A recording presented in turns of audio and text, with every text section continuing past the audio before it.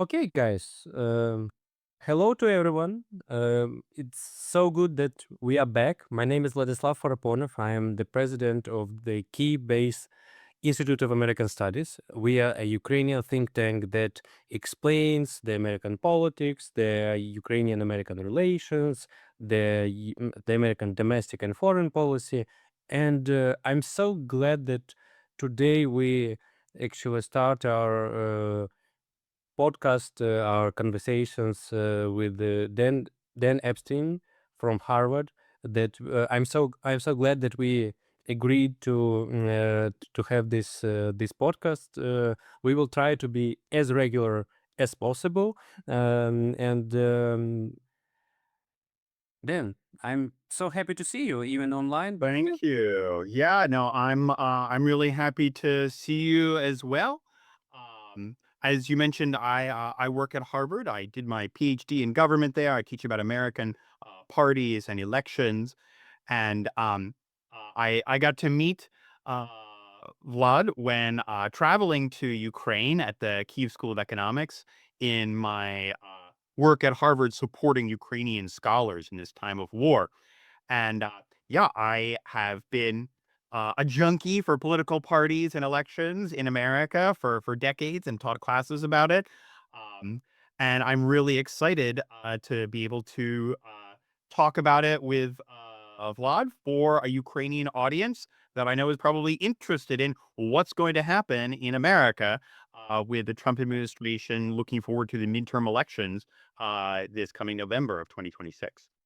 Absolutely. So, generally, we agreed to talk about important things that we would like to bring to you in couple of sections, so it may be easier for you to listen to it. So, we cannot miss an opportunity to talk about the invasion, the attacks on Iran. So then, basically, let's start probably with that because I don't know, surprisingly or not, but the Ukrainian audience was pretty active in terms of kind of following the events. Because everyone is still comparing like the U.S. involvement in terms of policy, resources to other regions and to Ukraine, of course. So everyone, is like everyone was especially following it like a week ago or so. Right. So basically, what do you think? Like how this campaign, let's say, because like to name it a war, like probably it's too early for that, but we know that. No, I don't know. It's a You- kind of a it's also a political position to Yeah, name it a war, uh, exactly. very much like Russia's full-scale invasion of Ukraine, which, as we know, Putin's Kremlin wants to call it a special military operation, not actually a war. We've heard many Republican elected officials, appointees try and refer to it as something besides a war. And indeed, without any ground troops, without any invasion, there's this kind of question: what's going on here? You know, and it's certainly unavoidable to think about the comparisons and the effects that this, and I'll call it a war, will have on the conflict of Russia's invasion of Ukraine, where in the past, the United States has been quite supportive of Ukraine, sending lots of support for air defense to Ukraine, especially in the Biden administration, less so obviously under the Trump administration. And now a lot of the resources for air defense have been diverted to air defense for United States assets and those of the U.S. friends and allies in the Gulf region. So I think when we talk about this, um, in America, a lot of it is there's kind of multiple tracks. And the one I want to really talk about that we want to focus on in this podcast is how is this going to affect the sort of the front line of American politics, which in America is defined by parties. It's Republicans versus Democrats. Uh, Obviously, Donald Trump, a Republican, has a majority of 53 out of 100 seats in the U.S. Senate right now. a much narrower majority for his Republican Party, 218 out of 435 seats in the U.S. House of Representatives, the narrowest possible majority you can have. Um, and we have these midterm elections coming up. Um, but, I think a broader track to think about is just, what's going on? Why is Trump doing this? It was not unexpected. I think the timing of it was a little bit unexpected because there had been these negotiations going on. We hadn't gotten a lot of negative signs that the negotiations were at a standstill or that the Trump administration was withdrawing. But then all of a sudden, a week ago, we get this announcement in the middle of the night via Truth Social to say there are these major attacks going on.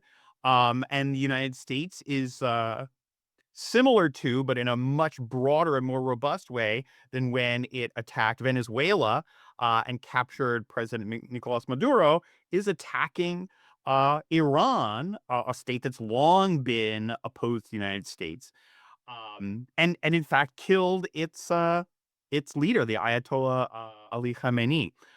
So I think it was really a surprise. And then there's a question, in the wake of a military operation, there can often be a sort of a rally around the flag effect that a president's numbers may go up. His approval numbers, the popularity of his party, um, may go up when it seems like he is leading the country into battle. And certainly Trump likes to see himself as a kind of a tough, militaristic leader who is going to lead uh, a powerful military force.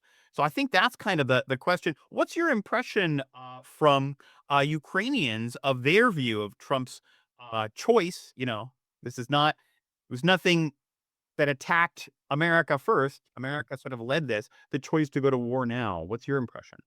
Well, I would say it's kind of similar because, again, Ukrainians obviously would like to see the administration basically focused on negotiations with the Ukraine and Russia. And basically, even in public, I would say President Zelensky also kind of stated very straightforward that he does not oppose an idea of meeting with actual Putin and Trump together. And I would say generally it pauses the dynamic that was underway from late December last year when President Zelensky and Trump actually met at Mar-a-Lago in Right. Florida. So I would say. At first, in January, it was an idea of annexation of Greenland, Right. and now actually this involvement, kind of so to say. So I would say for Ukrainians, obviously, it means that there are other priorities of the administration, and it also signals the fact that there is a great lack of instruments. In fact, how the U.S. administration would push Russia into real negotiations or Right. into uh, a durable ceasefire at least. I have an op-ed that will come up probably at the time when we release our podcast. That the the idea that Ukraine and Russia and the United States should have a broader deal, as for me, is now collapsing, especially with this war, with this invasion. So Well, it certainly takes so much of the attention in foreign policy from the Trump administration away from anything going on in Eastern Europe. yeah, And so, I think that the other question though is, if Trump might do some kind of deal, where does this put him in terms of his strength to bring the United States, not just his own administration, but the Congress, the public of the country, to bring them along? And the comparison case in terms of strength is really back in 2002, George W. Bush's midterm election in the middle of his first term, when a little over a year after 9/11 and after the invasion of Afghanistan, which was popular as a punishment for the bombings of 9/11. His administration was looking at losses in the midterm elections coming up, as almost every administration does, and they began the drumbeat for war against Iraq. And the war started a few months later, but the elections, once that sort of rally around the flag, we have to support the president, had been going on. The Bush administration actually bucked expectations and gained seats. One of the few times that's happened in modern history of midterm elections. Um, and so there's the question, is Trump hoping that something similar will happen here? But it doesn't really look like it. We looked at this poll, this kind of Insta poll from the Washington Post, texting people to look at who supports or opposes the war, and we found that you know 39% strongly opposed these airstrikes that, in the 24 or so hours after they happened. 13% somewhat opposed, meaning over 50% opposed. The strong support was only 22%, barely half of those who strongly opposed. And overall, it was 52% to 39% people in opposition to the war. And, Americans, we've been hearing about negotiations. We had a State of the Union address last week where Iran was mentioned very briefly. I think people had no idea what was going on. As I said, back in 2002, 2003, there was a long drumbeat. There was a long public preparation of America for the reason to go to war for George W. Bush against Saddam Hussein. And now there's been very little discussion. It looks like everything is happening behind closed doors, and no one's even really sure why it's happening. And Donald Trump, who's famous for his weave of addressing the public and talking about one topic and another topic, that can be really helpful, I think, for some people to get their opposition to something going on, Mm. opposition especially to uh, domestic Democrats. But in terms of building a specific case for putting Americans in harm's way, we know there have already been 6 Americans killed in Kuwait. I think people are not really sure why this is happening. Yeah, and mm, you know, I remember like at the beginning of this administration in January, in February, on some late night shows that I watched. Basically, what I saw, it was also a lack of explanation to the American audience. It was also not clear enough, like why we are talking to Russia like Right. so openly, so Yeah. often, instead of like talking and supporting Ukraine. Again, like it was an attack on nuclear objects in Iran last year. Right. Basically, then it was actually Venezuela stuff. Right. I mean, uh, basically, don't you think that uh, because I had this question in mind, and I'm really interested in hearing your opinion.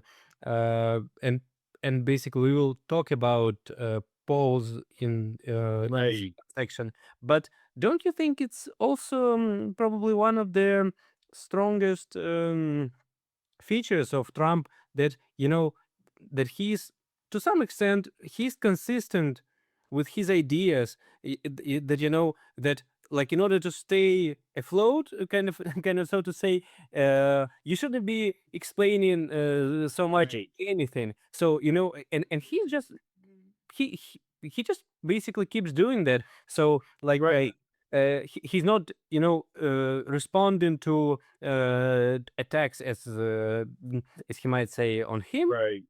and that's why he decided and the entire administration is just following him that Right. that we should bring people something but Yeah. not explaining it in detail not giving Yeah. like a lot like long interview and stuff like Right. that and No, I even think that's right, and I think it's interesting because on the one hand, I think it's a style of politics that the voters he's looking to reach are people who are not going to be interested in some lengthy explanation and that if he even comes out with details and explaining his reasoning, that for him, that's already a position of weakness. That if I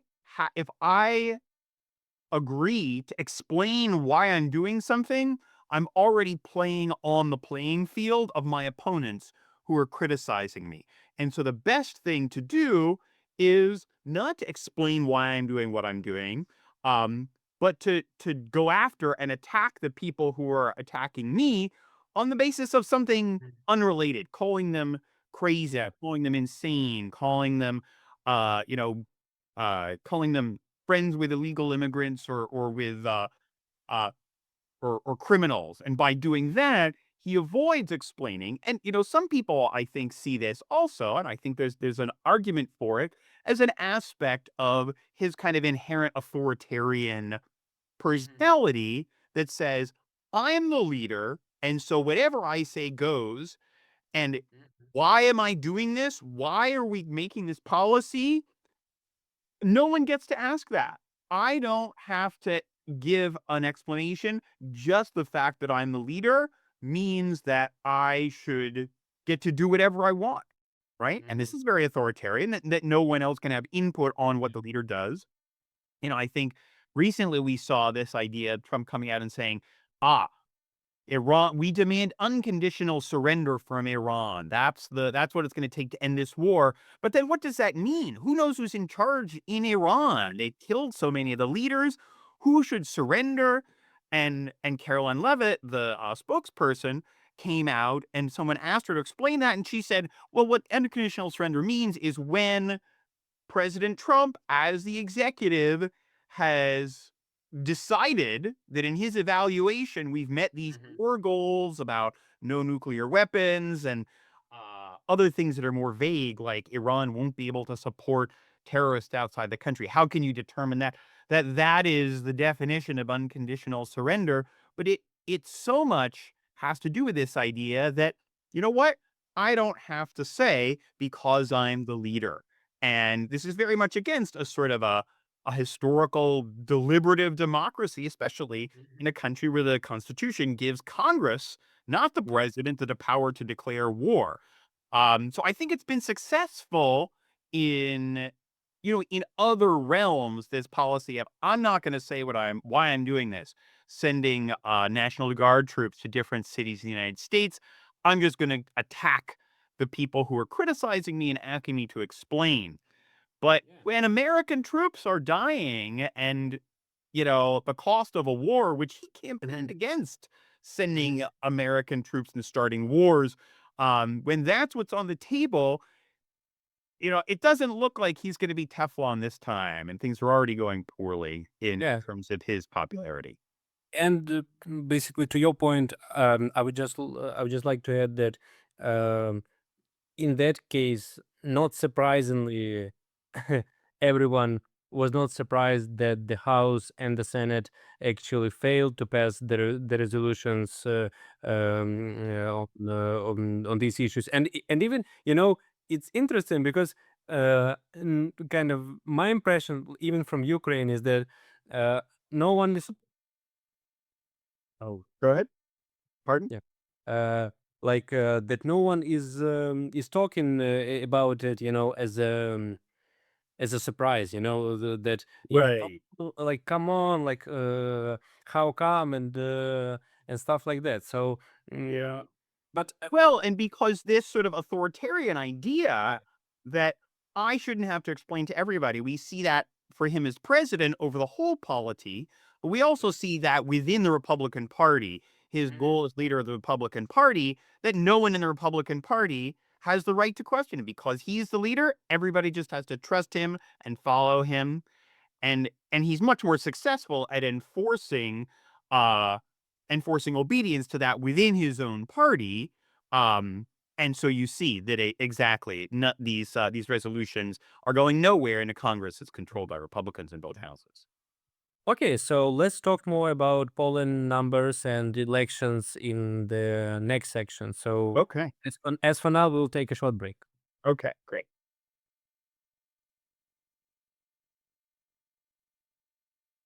and we are back. as in this section, we agreed to talk about the upcoming midterm elections a bit broadly, but still. And m- Actually, when we are recording this podcast, the results of some primaries are just fresh, and we cannot miss an opportunity to talk about them.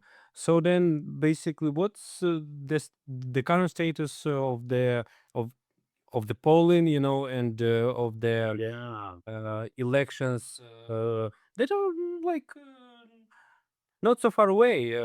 I would say. Right. Well, it seemed at the end of the year that it's in November, the last part of the year, but still, it's spring already. So in Yeah. Well, and we've currently, had the first primaries, the primary elections, which of course are the intra-party elections that determine who will be the candidate for either the Republican or Democratic Party in the general election in November. And yeah, just to sort of give a basis, the United States has it's relatively unique in world democracies that it has this uh, very solid pattern where in the middle of the president's term, uh, the people of the electorate, they get to effectively pass judgment on what the president's administration has been doing, not by voting on the president himself and whether he'll continue or not, but by voting for the House of Representatives and the U.S. Senate, the two houses of Congress.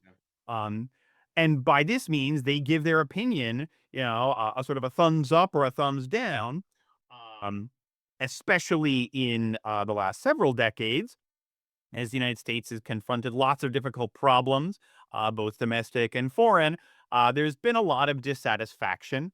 And as it's usually easier to vote against something very clear, like a presidential administration, um, usually presidents lose seats the presidential party loses seats in one or both houses, especially the House of Representatives, because there's everyone is up for reelection in the House of Representatives, it becomes more representative of the electorate overall. The U.S. Senate, with 100 senators, only about a third of senators are up for election. And depending on which states and whether they lean more Republican or more Democratic, it's not as representative, the outcome. Um, Mhm.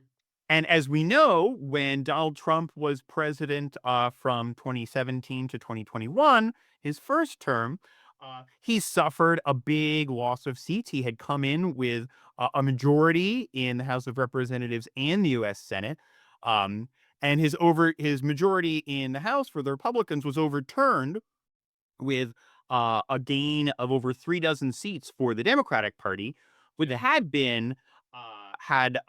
a minority coming into the election of less than 200 out of 435 seats. So they've been in a very weak position, but they gained a lot of seats in those 2018 midterm elections. Um, and after that, of course, we know that Donald Trump was articles of impeachment were passed by the Democratic led House of Representatives twice after those midterm elections during the rest of his administration. And he's been very open about wanting to avoid that. He's talked to Republican governors and legislatures in many states, asking them to change the boundaries of congressional districts, which we call gerrymandering, in hopes of creating more safe seats for Republicans, avoiding losing the elections. But, at heart, the unpopularity of a president is one of the biggest predictors of losing seats. And Trump has not done much to reverse this overall. Um, so as we said, he's already got an incredibly narrow majority in the House of Representatives, just about 1% uh, of seats that would have to flip for the Democrats to gain the majority. In the Senate, he has a majority of 53 to 47 seats for Democrats. And so it's 4% of seats. And in fact, out of the seats that are actually up for election, there's about 30 or so, the Democrats would need to flip four. So that's really 10% or almost more of all the seats up for election. So that's a much heavier lift. Also, the seats where the Democrats have a chance to flip in the Senate, there are very few of them because there are so many heavily Republican states that have Senate elections coming up. Yeah, and the interesting fact that I think Trump stated it at the late of 2025 is that uh, if the Republicans are going to lose the midterms, then he said that I'm probably going to be impeached. And it's interesting because the kind of the message is that he is not that. The Republicans are great, like it's not about that, it's like I'm going to be impeached if you don't come and vote for us. So Right. it's Yeah. Well, and it's certainly, historically, impeachment has been used incredibly few times. yeah, Donald only Trump was impeached 24 when, times. Yeah, yeah, Donald Trump was half of the presidential yeah, impeachments that have been yeah. attempted even. Uh, Right. and and historically, it's been something when really extreme high crimes and misdemeanors, this is what you're supposed to impeach for. But Trump has worked to convince people um, that it's just another political tool, like blocking a nominee for a cabinet post or something, and that if he is impeached, it's going to be because Democrats hate him and Democrats are bad and Republicans are good, not because he's done anything wrong, right? Yeah, The other aspects, if he loses the majority and obviously it's the House of Representatives is where the impeachment charge originates, the Senate where he would be convicted, and the supermajority required for conviction in the Senate means that it's really almost unimaginable that Trump would ever be convicted. Democrats would have to win a huge landslide of something like 20 Senate seats to guarantee, and they're not going to, out of 34 seats up for election, they're not going to do that. Um, yeah, but the charge of impeachment and the process of the trial is something he obviously wants to avoid.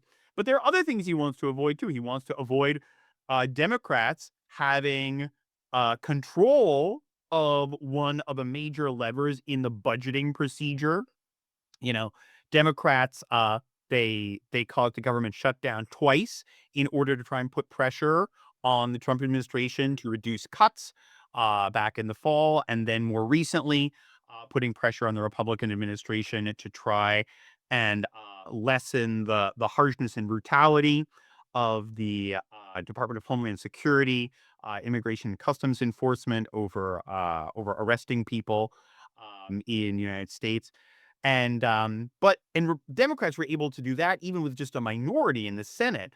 But if they get a majority in the House of Representatives, they'll be in a much stronger position to be able to yeah, extract real policy changes uh, from Republicans. And as we see it now, like I said, comparing this to the 2018 elections, uh, Nancy Pelosi, the head of the Democrats in the House, they were coming into the 2018 elections. Donald Trump, at that time, had an unpopularity rating, a disapproval rating of about 9 or 10, plus 9 or 10 disapprove. mhm, And the Democrats went from 190 something seats to 230 something seats with a gain of 41 seats. This is a huge 10% of the House switched. yeah, Now, if we look at the what the Democrats need, as we said, they only would need to win about 4 or 5 seats to get a majority. If they got a gain of 40 seats like they did back in 2018, they would have a huge majority of 250 mhm, seats. Nobody's seen a House majority that big for either party for, a couple of decades now. yeah, Um, and so the question of, is Trump going to, the Republicans going to lose the House of Representatives? They're so close to having lost it already. Their majority is so narrow, it seems impossible to think that they could hang on. And if we look at, one important thing I think is to think about Trump's popularity when we look at his popularity uh coming into these elections, compared to his popularity back in 2018, we see, in fact, that Trump started out his second term being much more popular than he was starting out his first term. I'm just going to share quickly my screen to show you um, that this is the New York Times record. You'll see here's this record of Trump's popularity in his first term versus his second term. Um, we can see that gray line. His first term, he started out below positive. He started out already at disapproval, and for most of his first term, uh, this point in his first term, he was less popular than he's been during his second term. That green green and orange line here shows that his second term, he's maintained a lower rate of disapproval than he did.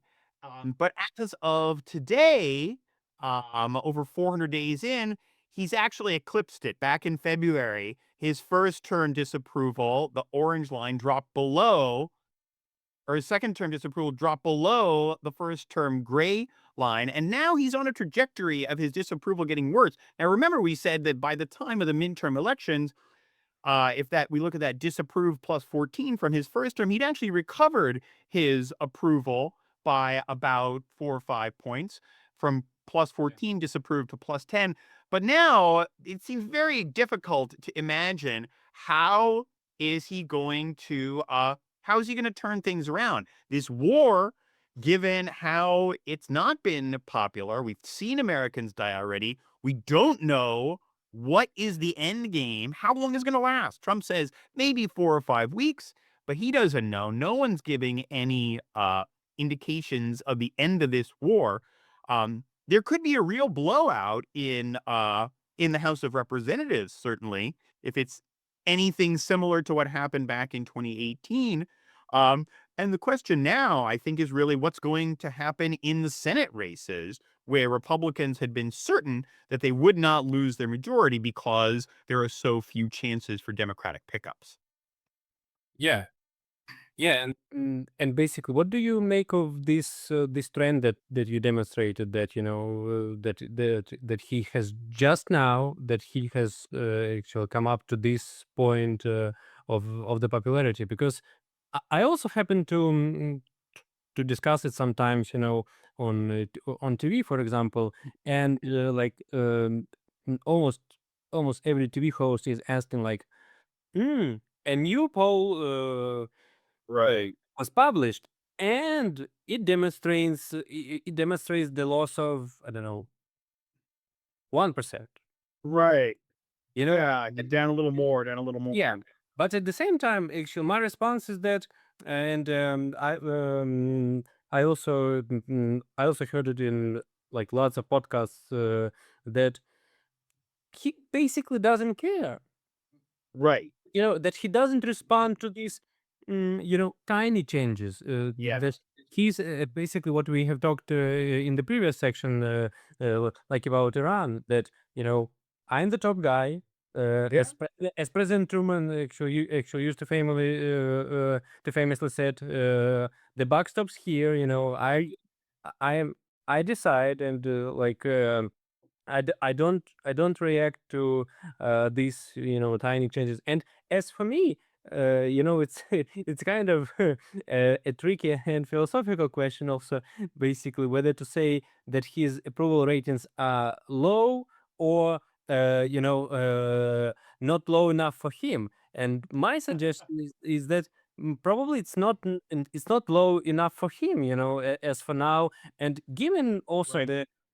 the controversial decisions and rhetoric, basically, when he said that no more endless wars, Right.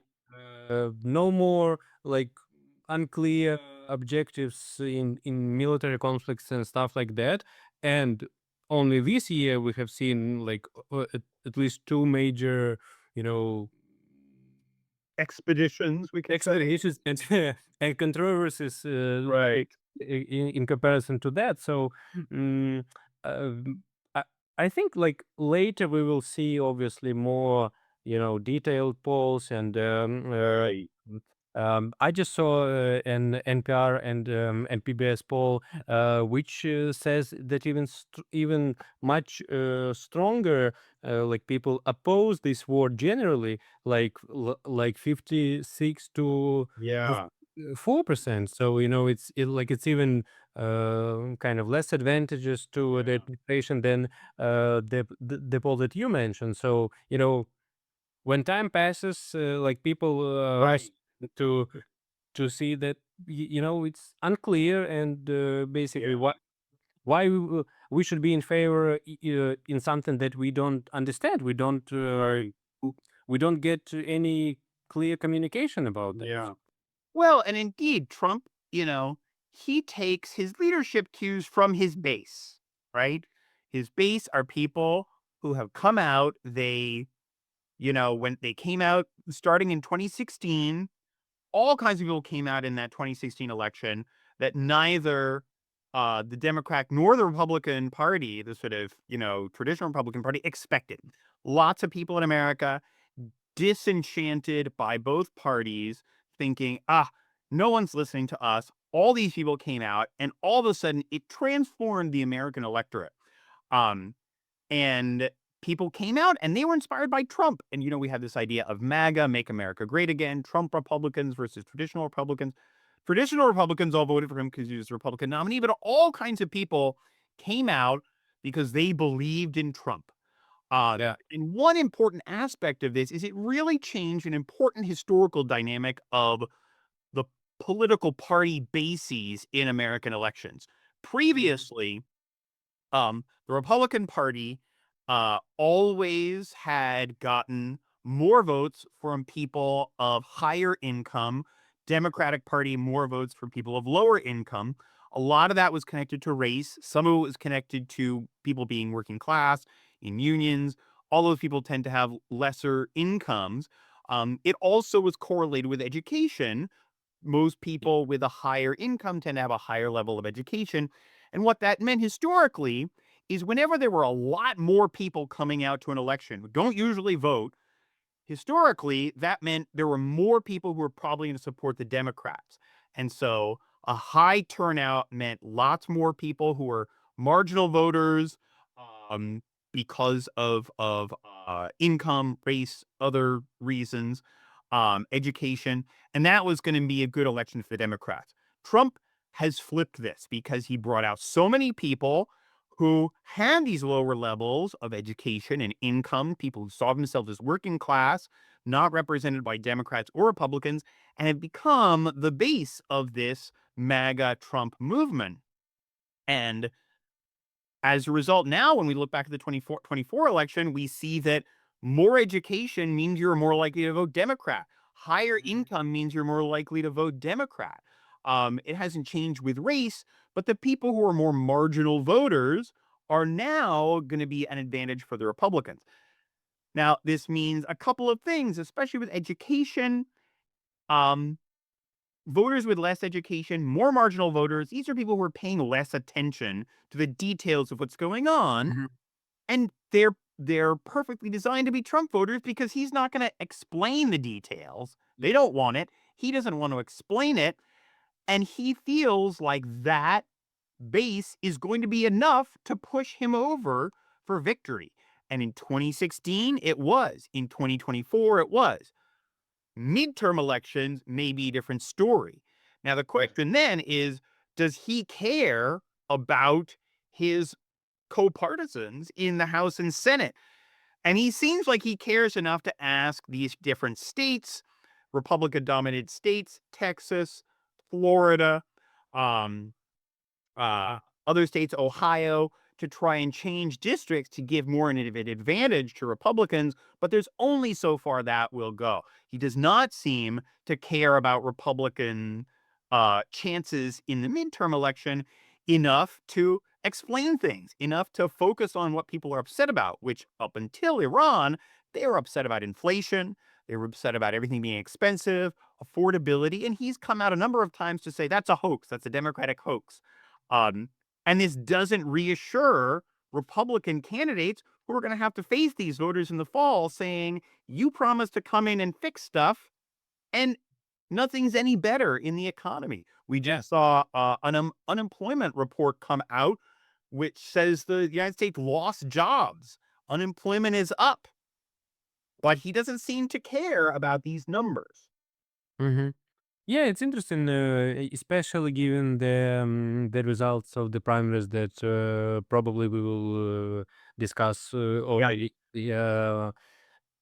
in the last section of today's podcast. But still, mm, I believe that that im- like he imagined that, yeah, that coming into the primary season, that like somewhere in May or June, kind of he will start paying more attention Right. to these elections, and like probably endorsing some candidates in Texas, in like in other states. And it's interesting that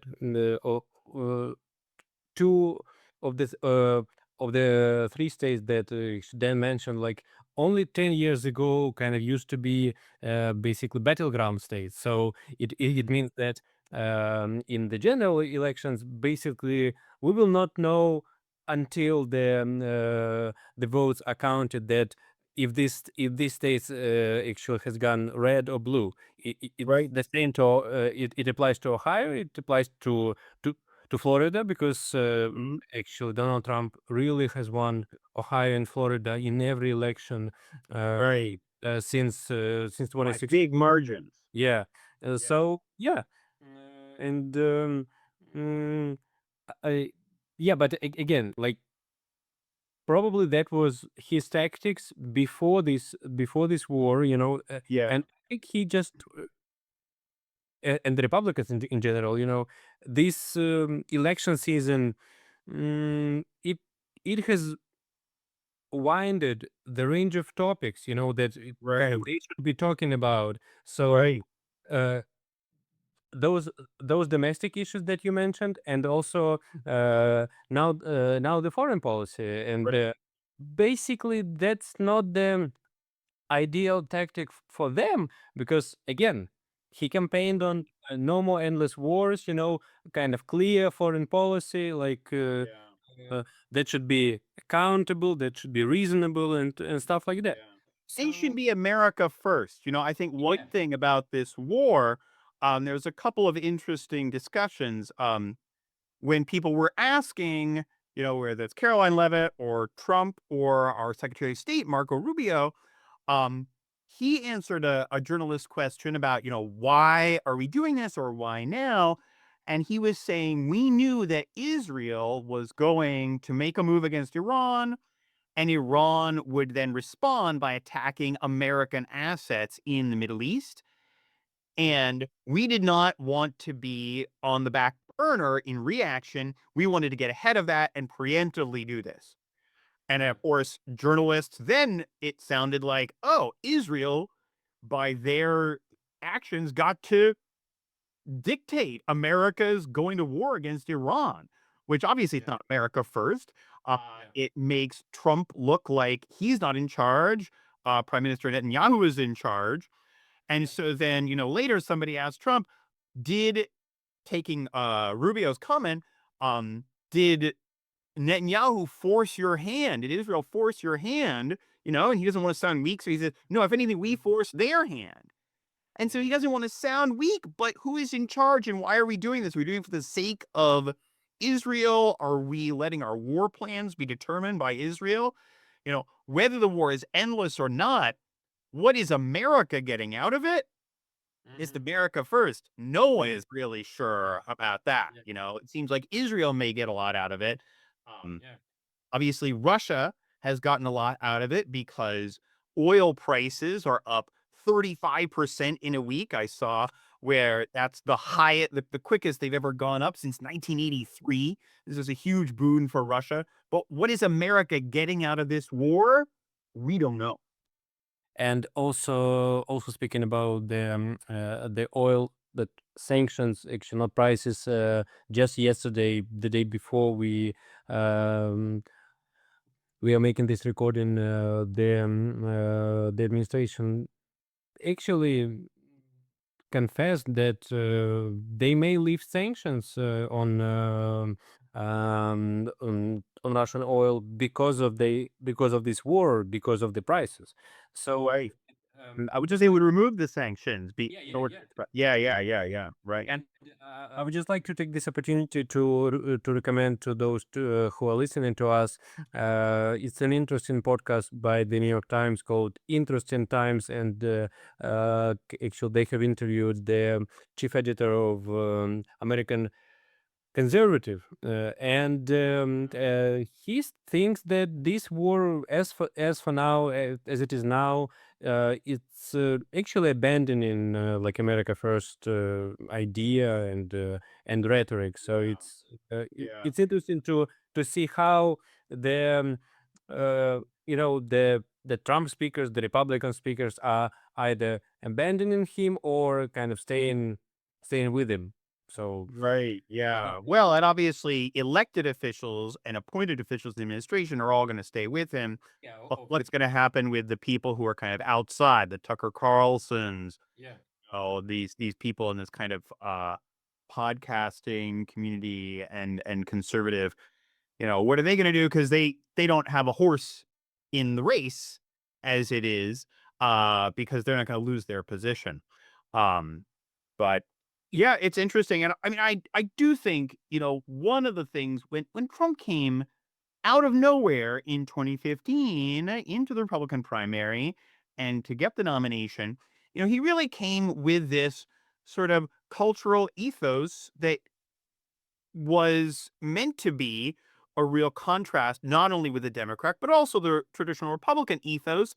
And it has to do with this kind of like being tough, being muscular. We're not going to be weak anymore. We're not going to be manipulated.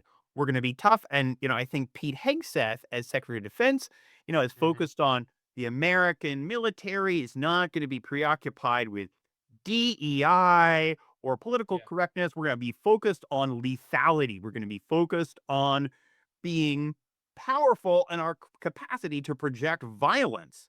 And they haven't had an opportunity to do that. And in many ways, I feel like, the sort of this kind of machismo element Mhm. of the Trump or MAGA movement, they've been champing at the bit to say, let us loose. We see Russians and Ukrainians, raining bombs on each other. We see Mhm. but we are the strongest, best in the world. We want an opportunity to scare the world and to show people they should fear us by actually unleashing our lethality. And I Mhm. think Trump is very sympathetic to this because he wants to be tough, strong, and show his capacity to project power in a violent manner. And he's thinks that America looks weak if it's not doing that. And at this point, we'll take a break after our second section, and we'll be back just in a couple of seconds. Okay. Okay, and we are back to discuss the latest updates with the elections in detail, in particular, because I really don't like when um, I I can say like probably not only the Ukrainian media, but yeah, like kind of in other countries, that like when media professionals, especially media, actually try to focus on an election result, in one state or in on a particular campaign, and say that oh, this should be a huge like problem for the Republicans or for the Democrats, and I just I just don't like doing that. So let's talk more about the specifics. Actually, what has happened in Texas and in other states, probably in North Carolina in particular, and I have this.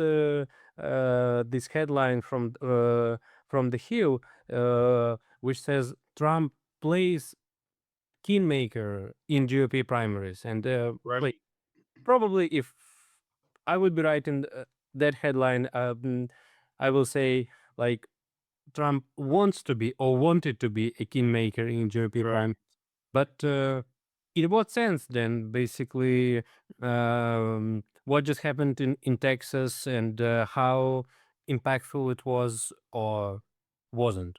Yeah. Well, I think there was definitely some impact on the Texas, particularly the Texas Senate primary. Um, and I just want to step back for a moment and talk about the overall view of the Senate elections. Um, this is this great graphic from from there we go. Uh, from Wikipedia that really sort of encapsulates um, the currently Republicans have 53 seats. Democrats, it says 45, but really there's two independents who also go the Democrats, so they have 47. That means the Democrats would have to flip 4 seats to Yeah. try and take over. We can see on this map down here the different states. The ones that are in light blue and red are where incumbents are running. The ones that are in bold blue and red are the ones where there is no incumbent, there's someone retiring. And so that's seen as a real pickup opportunity. Um, Mhm. and so for Democrats, if they want to flip 4 seats, their best chance really is here in North Carolina, where we can see the incumbent Tom Tillis, after criticizing Trump. Trump criticized him, and Tom said, "I'm gonna."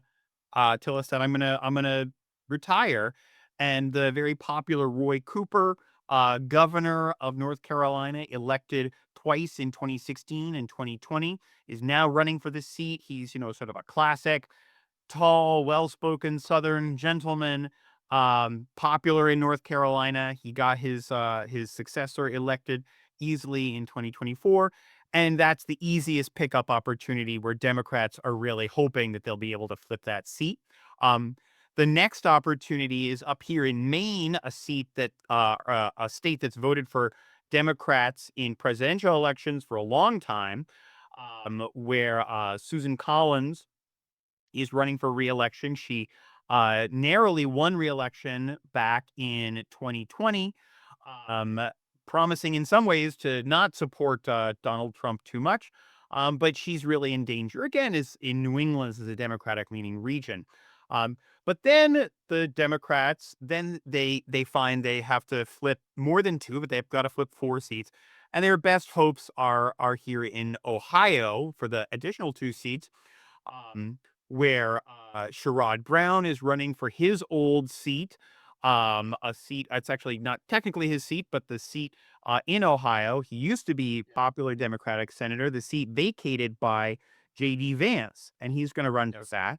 And then here in Alaska, which has this instant runoff system, and pretty popular centrist Democrat who used to be the House rep for Alaska is running. Those are the 4 seats where Democrats thought this is where we've got to make our stand. Mhm. Republicans obviously hoping they can pick up a seat in New Hampshire, the most conservative state in New England, where Senator Jeanne Shaheen is stepping down.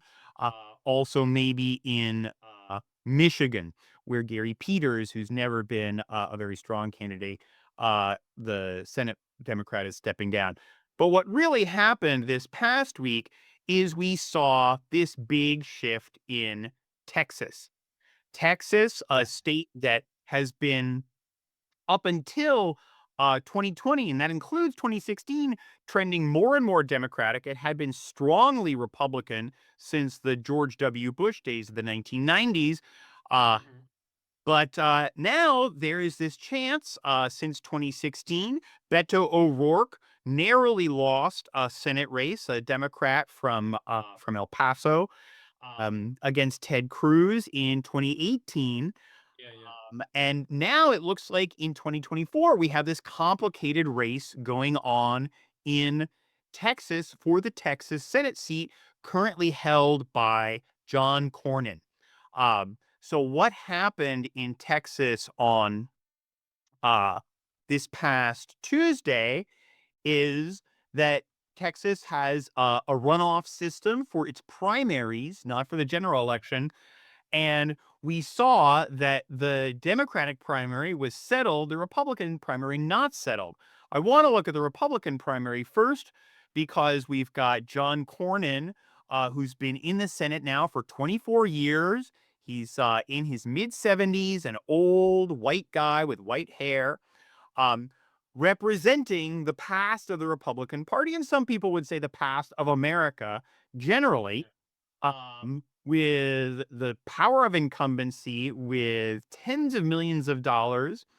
And he could not get over 50% in the first round of this Republican primary. And in fact, he could barely, by just less than 2%, defeat Ken Paxton, the current Attorney General of Texas. This guy has been mired in all kinds of controversy over insider trading, over sexual improprieties, divorce from his wife. But Paxton has really set himself out as the Trump candidate in terms of his demeanor, in terms of his ethos, going up against Republicans in the Texas state legislature who tried to impeach him, um, and attacking the kind of traditional Republicans, as John Cornyn has been called by him and others, rhino Republicans in name only. And indeed, we can see that an incumbent Republican, John Cornyn, not able to wrap up this primary in the first round. Wesley Hunt, another African American Republican, also kind of really going for this Trump ethos of fighting against the establishment. If Ken Paxton can secure the supporters of Wesley Hunt, then he's going to be the next nominee for the Republicans in the U.S. Senate. Now, Republicans generally are scared of this because Paxton is so controversial. He does not have the power of incumbency. He does not have a lot of donor friends lined up from 24 years in the Senate like John Cornyn, and there's a worry that he'll be a weaker candidate in the general election. And already we can see issues for for the Republicans when we see the total number of people who voted in this highly contested primary is 2.16 million people. If we go down and look then at the Democratic primary, we see the Democrats had 150,000 more people show up for their primary. Yeah.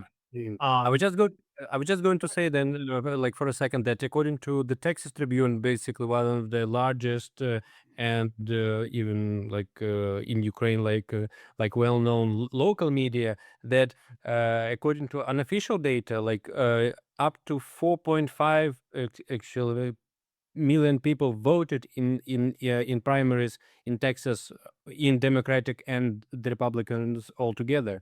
So right.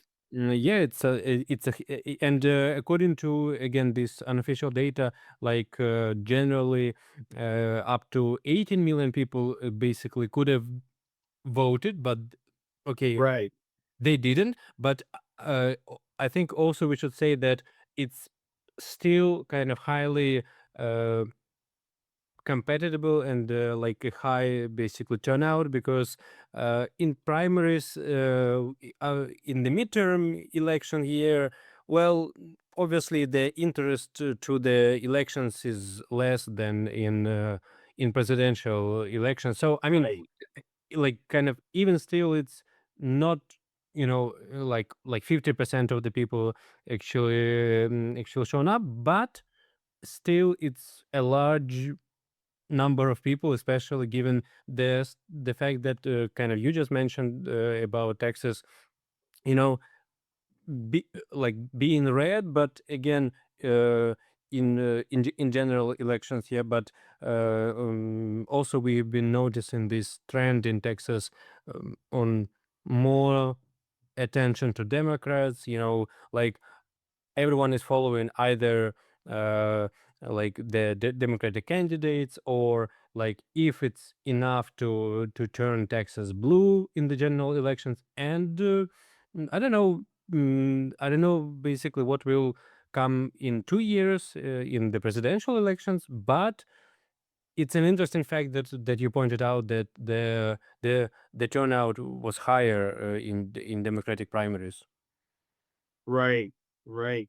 Yeah, and I mean, and this is of course what's expected because of this general midterm elections tend to favor the party out of power. Mhm. But and you know what will happen in terms of the sorry, in terms of the outcome, it's really exciting, and it's gonna be very interesting to determine, um, what is gonna be the sort of future of the Democratic Party, right? We know, for example, in North Carolina Senate election, we know that Roy Cooper, this, guy in his mid-60s, older white guy, he's popular in North Carolina, but he's the path to the Democratic Party, right? He may get into the Senate, but, he's not going to run for the presidency and really define the future of the Democratic Party. The Democratic Party is looking for young people, looking for something new. And in this Texas primary, we saw two very young people. Paxton, we said, the incumbent Republican, John Cornyn, is his mid-70s. Ken Paxton, running against him, is his mid-60s. And we see these two Democrats, James Tallarico, who won the primary. He's in his mid-30s. Jasmine, he's a state senator. Jasmine Crockett, as she's been referred to, a firebrand Democrat currently in the U.S. House of Representatives, representing a district near Dallas. She's 44. So we have these people are going to be around for a while, and they are going to define what the Democratic Party will be in Texas and have a good chance for the country generally. Jasmine Crockett she has not been, she's not shied away from fights against Trump and major allies of the Trump administration in Congress. People like Marjorie Taylor Greene, who was once a close ally of Trump, now no longer. And she's gone up against them and cultivated this identity as somebody who's going to fight, somebody uh, who's going to be tough on Republicans. And with her sort of online personality, her media, she thought, I'm going to lead this new Democratic fighting spirit. Democrats are tired of people like Chuck Schumer, who are old, tired white guys. They want someone young, maybe somebody with a different identity than just some white guy, African American woman. And she thought, I'm gonna do this. She got into the race rather late, though. She waited until the end of the year, and indeed, she could not defeat State Senator James Tallarico, this guy who is, like I said, even younger, in his mid-30s, um, and has a really unusual background for a Democrat. He's actually been a minister, I believe a Presbyterian minister. This kind of religiosity has not been a central factor, at least the Christian religion, for Democratic candidates. And his whole campaign is about preaching sort of a politics of love, a politics of bridging, not fighting. And really, his effort is to reach out to so many, we would call them moderate Republicans, middle of Yeah. the road Texans, who are sick of this kind of aggression that we talked about in the last section, thinking about this kind of machismo, wanting to attack everyone. And we can see when we look at this map, these areas of the state, these green areas where Tallarico won, um, in the central part of Texas, a lot of these mid-sized counties, but then also big counties. Uh, San Antonio, one of the biggest, Bexar County, uh, Travis County, where Austin is, these big Mhm. counties that he's won, and these are places where Democrats often win, but their margins have not been usually very Yeah. big in order to counteract the Republican huge margins that come in these other smaller counties, these rural counties all over Texas. And that's where he really won big over Crockett. And so there's this big question, will he, with this kind of bridging, uh, be able to redefine the Democratic Party in Texas and be able to defeat Cornyn? Uh, Yeah. or Paxton. Now, other people, for example, one of my favorite political pundits, Chuck Todd, from NBC and the Chuck Todd cast, as he's got, I heard him saying the other day that if John Cornyn is the nominee, if John Cornyn wins the runoff in May, there's no way that James Tallarico will be able to defeat him because just it's not different enough. Cornyn is a known quantity. He's a Republican. He's got this kind of mild mannered stature. Tallarico, I think it would be ma analytical malpractice, not to mention that Tallarico is going to enjoy some advantage with parts of the Trump electorate that are a little suspicious of Trump because he's a white man, and people who may have supported Trump before might feel more comfortable supporting a white man than they may have supporting someone like Jasmine Crockett, an African American woman. And indeed, uh, Republicans were running ads to try and buoy up Crockett, hoping that she would be the candidate because they thought she would be easier to defeat. Um, Yeah. on the other hand, Tallarico is going to have some challenges trying to motivate the African American community. He's done a lot of outreach to the Hispanic community in Texas, but the African American community in Texas is one of the most reliable voting blocks. When I used to live in Texas, here in let me try and find it here, um, Lubbock County. Mhm. Uh, Here it is. Lubbock County, Tallarico won, Crockett 40%. This is a place where I lived for several years. I was actually a congressional candidate there briefly Okay. myself.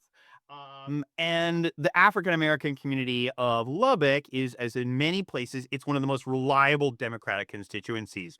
Mhm. Um, will Jasmine Crockett support? Will they bleed away? Will they stay home after the primary? If so, Tallarico does not have a chance.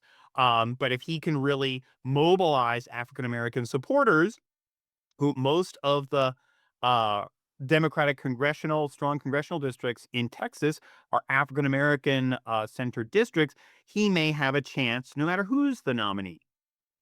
Yeah, and like even like basically when we're not talking about the midterm elections, then we will definitely kind of talk about Texas uh, in context of the next presidential elections again, Yeah. uh, because uh, like for our audience to understand that kind of um, as I'm saying it in Ukrainian, like Texas is the second biggest like fish in the elections Right. after the state of California. So as for now, like for this kind of 10-year period, because the number uh, of electoral college votes are changed after the census. Uh, Actually, as for now, Texas will have actually 40 votes, and California will have 44. Like in 2020, it was a bit different. Right. Yeah. The future elections, Texas, are going to be more and more important. Yeah, and I think California was kind of 55, and Texas was 38. But after Right. the pandemic, a lot of people actually came to Texas, so the population Yeah.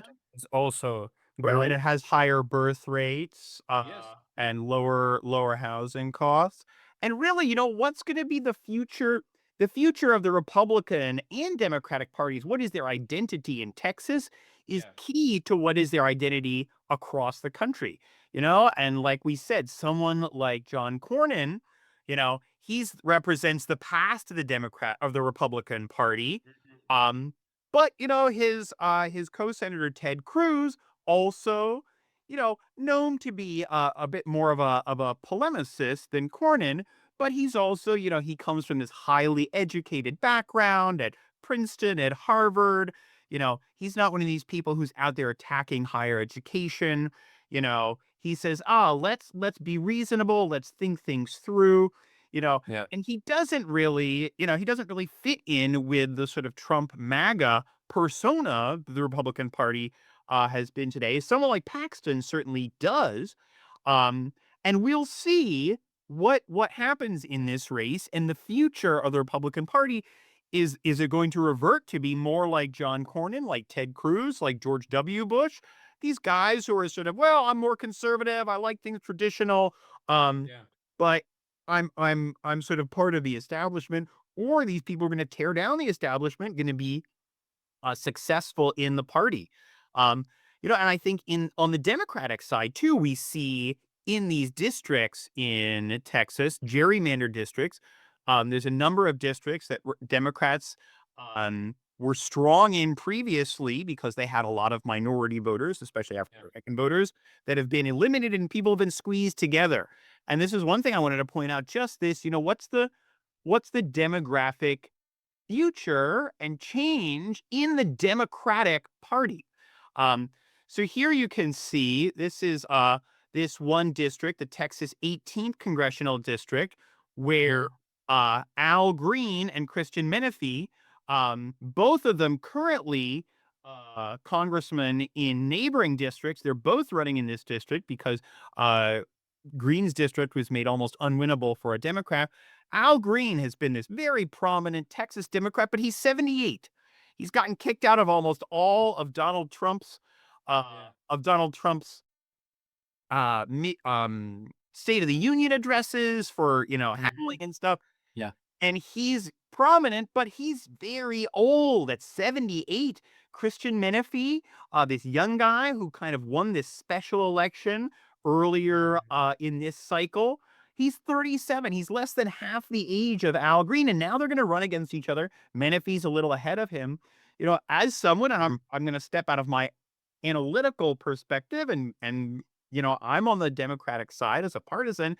I want to see young people. I don't want to see these 78, 80-year-olds being the people that my party puts up. And I think a lot of Democrats think that. On the other hand, in midterm elections, the people who come out to vote, they're the most informed. They know Al Green. They've known him for decades. Yeah. You see a similar dynamic in North Carolina, where, like we said, at the level of the US Senate. There was no question Roy Cooper, Mhm. he was going to win. But if we look at another place where there's been this gerrymandering to favor Republicans, uh, Valerie Foushee, this incumbent Democrat she's getting up to 6 or 7 decades now. As an Mhm. African American in one of the few districts that are heavily African American that are remaining in North Carolina, um, she had a very strong challenge. It looks like, according to the Associated Press, she won her primary, but she had a very strong challenge from Nita Alam, who we can see she's also a woman of color. But we can also see by her headdress, she looks like she has uh, an Islamic or a Muslim identity. We know that she was supported by Bernie Sanders, the kind of Democratic socialist wing of the Democratic Party. She didn't quite defeat Valerie Foushee, but also here's somebody who is about half the age of this longtime Democrat. And Democrats, especially in these safe districts that are carved out on often racial bases in places like Texas, North Carolina, elsewhere, you tend to get the same person winning over and over and serving like Al Green until they're in their 70s.